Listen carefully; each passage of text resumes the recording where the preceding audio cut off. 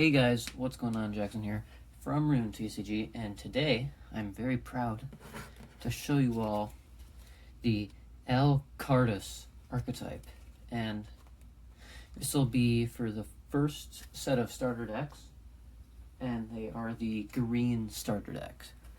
So I plan on having 3 starter decks in for the first set. It'll be green, red, and blue, and this will be like the main centerpiece for the green. So I've been in the lab, and judging by the thumbnail, you probably already know what some of them look like. I'm pretty proud of this. I think they work pretty well together, and I don't think they're overpowered from the testing I've already done. So anyways, I'll get into the first card. This is the most important card, and it's not even a minion. So to get into it, it is Archetype Palace.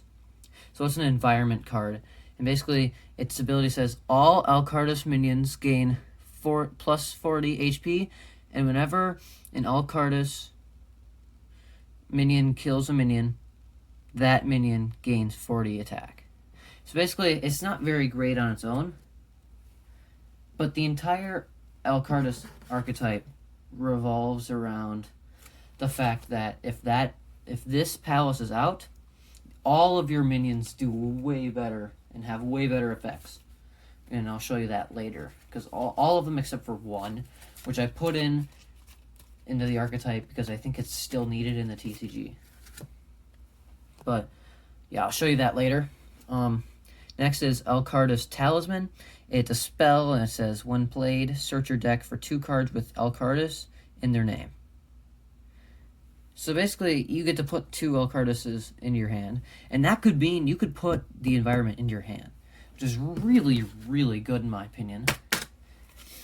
And I don't know, I feel like since this whole strategy revolves around this card, you're going to want to have that.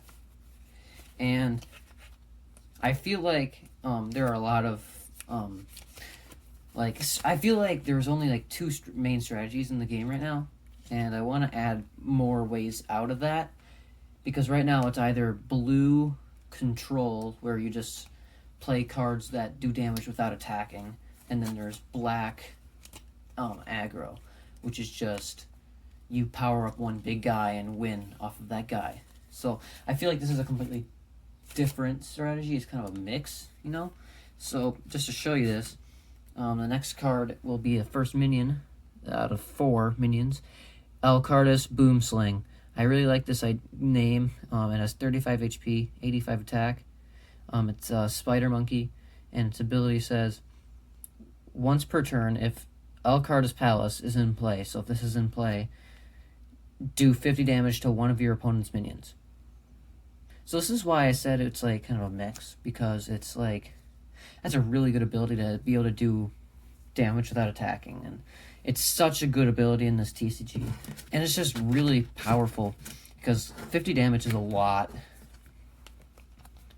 Next is Archetype Spurtican, 95 HP and 95 attack. It has a long ability. It's rare. You'll notice that there says 4 out of 12. It's like that for all of them out of 12, and that's because there's 12 different unique cards in the starter deck, and only these cards I'll show you are the actually new cards. Everything else is from set 1. So, but it's still really good because they're all kind of staple cards. So its ability says, once per turn, if Archetype Palace is in play, search your deck for 1 Archetype minion, put it on your bench. If you do, you may search your rune deck and put 1 green rune onto that minion. So basically, it's a really good way to get your bigger minions and strategy started, which I have 2 more. And it's just a really powerful idea, because the idea behind it is he can just summon 2 more of these minions, or boom slings, and it's a pretty good card. So next, this is the only card that doesn't revolve around the Archetype Palace, but I still wanted it in because it counters the most overpowered deck in the game. And it is Archetype Ring Guardian. It has 210 HP, which is massive for a 3-cost minion. 50 attack, and its ability says your minions may not be damaged through abilities, spells, or environments. So that basically means they only can be damaged through attacks, which basically nerfs blue completely if this guy's on your bench. And it's just such a great ability, and especially for this deck, because this deck wants to build up pretty slowly, and then it'll just be so good. So, I don't know, it's a really good card, and yeah, that's Elgardas Oranga Guardian.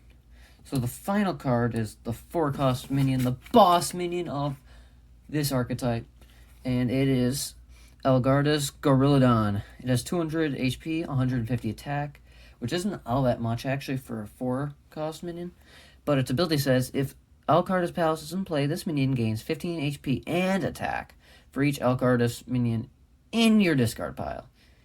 And it's a super rare it's the only super rare in this deck. It's just a really, really good card because these stat boosts boost up really quickly, and this is really good card. I expect it to see. I expect this deck. I want to make all these decks like competitively like viable. So I don't want you to like have to. I want you to just get one of these decks, and then your friend gets a deck, and then you can just play, and one of the decks won't just completely always win. It'll be based off of how good you are at the game. So that was the Elgardas archetype.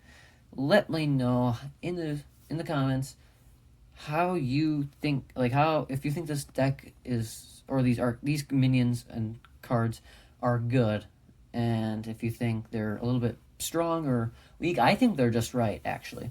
I really like them. These are some of my favorite cards I've drawn. Like this Elgardas Palace took so long. Like it just all these details. I do them on like a quarter sheet of paper. So like, see, I do it on a pretty big piece of paper. So it was still pretty hard having to draw in the palace, and it's just, I think it's pretty cool that I was able to do this in the time I did. But anyways, thank you for watching, and make sure to subscribe. See ya.